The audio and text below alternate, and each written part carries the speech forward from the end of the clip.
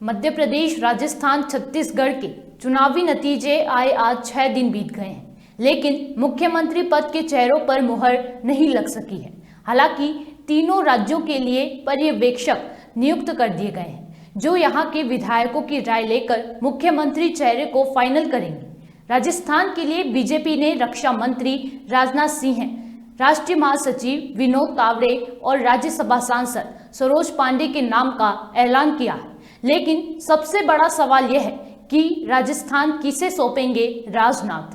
दिल्ली के हिल नहीं रही है वसुंधरा, बालकनाथ की दावेदारी भी तगड़ी है।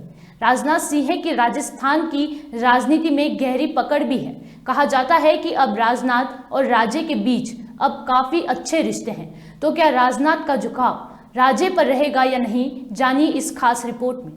भारतीय जनता पार्टी ने राजस्थान का रण तो बहुमत के साथ जीत लिया है, लेकिन पार्टी में अब मुख्यमंत्री पद का खिताब किस नेता को दिया जाए, इस पर रार हो रही है। ऐसे में बीजेपी ने पर्यवेक्षकों के जरिए इस जटिल मसले को सुलझाने का प्रयास किया है। बीजेपी राजस्थान की राजनीतिक स्थिति समझती है और आगामी लोकसभा चुनाव में इसका महत्व भी जानती है। ऐसे में राजस्थान में मुख्यमंत्री पद को लेकर उलझे मसले को सुलझाने के लिए पार्टी ने केंद्रीय मंत्री राजनाथ सिंह जैसे कद्दावर और अनुभवी नेता को ही पर्यवेक्षक बनाया है। दरअसल राजनाथ सिंह बीजेपी के वरिष्ठ और अनुभवी नेता हैं, जो जमीनी स्तर से उठकर संगठन में होते हुए पार्टी के शीर्ष नेतृत्व के पद तक पहुंचे। वो 2 बार बीजेपी के राष्ट्रीय अध्यक्ष रह चुके हैं। पहली बार 2005 से 2009 तक वो इस पद पर रहे। वहीं साल 2013 से जब नितिन गडकरी ने बीजेपी प्रमुख से इस्तीफा दिया, तब भी पार्टी के बड़े ही कमजोर मोड़ पर उन्होंने अध्यक्ष की कमान संभाली और 2014 तक इस पद पर रहे। उन्हीं के कार्यकाल के दौरान नरेंद्र मोदी चुनाव जीते और प्रधानमंत्री भी बने। अब सबसे बड़ा सवाल ये खड़ा होता है कि क्या राजनाथ सिंह ही वसुंधरा का सामना कर सकते हैं? तो बीजेपी को हर संकट की घड़ी में जिस मजबूत चेहरे की जरूरत होती है, उनमें से एक राजनाथ सिंह भी है। अब राजस्थान में बीजेपी के सामने मुख्यमंत्री पद को लेकर संशय है और साथ ही पार्टी में अंदरूनी कलह का संकट भी है।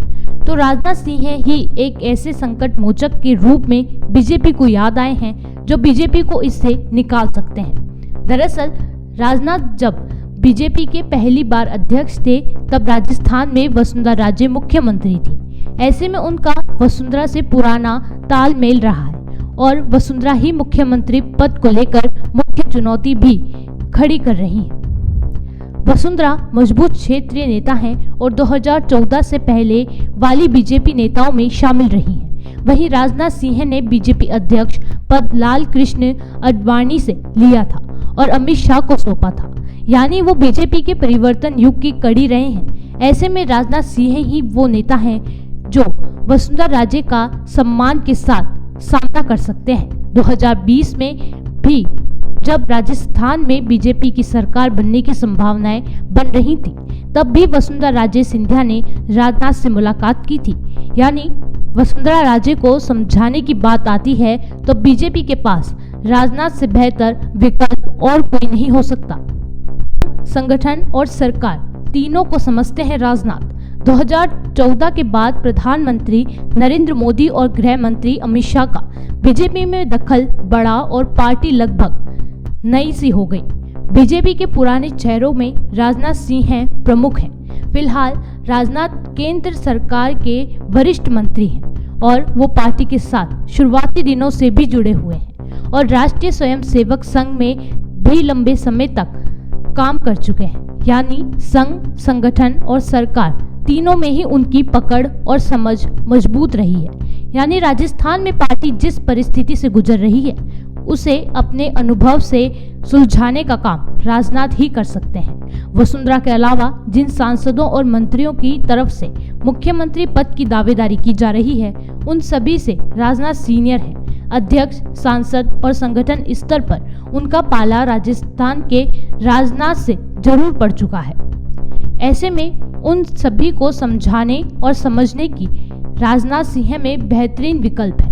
बीजेपी ने राजनाथ के अलावा राज्यसभा सांसद सरोज पांडे और राष्ट्रीय महासचिव विनोद तावड़े को भी पर्यवेक्षक नियुक्त किया है। दूसरी तरफ बात की जाए कि राजस्थान के कार्यवाहक मुख्यमंत्री अशोक गहलोत की त्योहार की समीक्षा बैठक में शामिल होने के लिए दिल्ली पहुंच गए हैं। एयरपोर्ट पर मीडिया से बात करते हुए गहलोत ने बीजेपी पर जमकर निशाना साधा। उन्होंने कहा कि विधानसभा के चुनाव में काम के ऊपर चर्चा नहीं हुई और बीजेपी वाले बस कन्हैया लाल मर्डर पर चर्चा करते रहे, तनाव का माहौल बनाकर ध्रुवीकरण किया, इसलिए भाजपा जीत गई।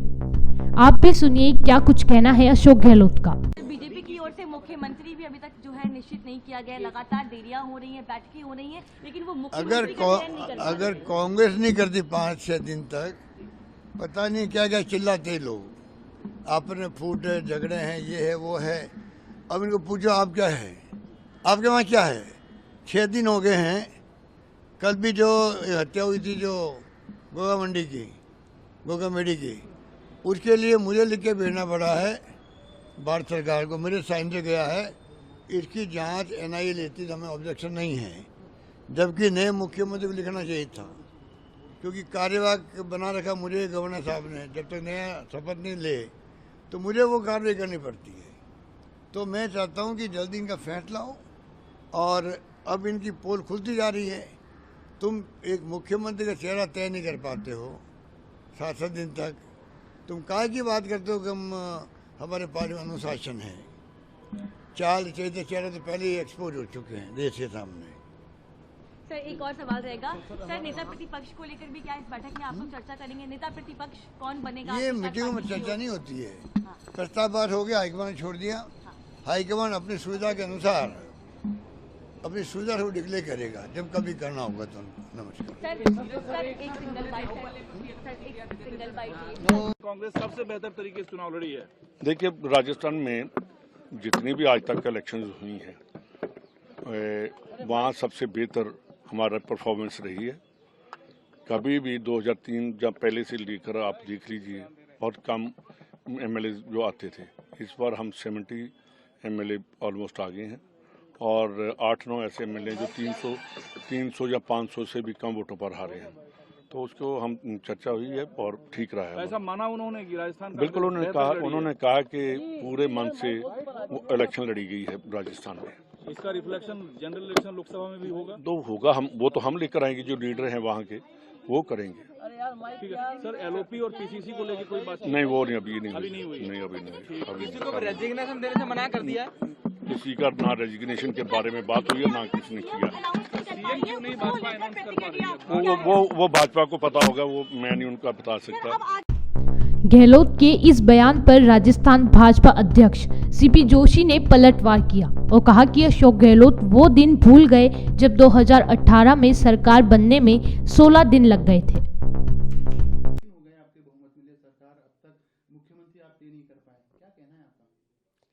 अशोक गहलोत जी शायद वो दिन भूल गए 2018 का, जब सरकार गवर्नमेंट के फॉर्मेशन होने में, सरकार बनने में 16 दिन लगे थे। अभी हमारे पर्यवेक्षकों की नियुक्ति हो गई, शीघ्र ही विधायक दल की बैठक होगी और उसके बाद आगामी प्रक्रिया तय होगी।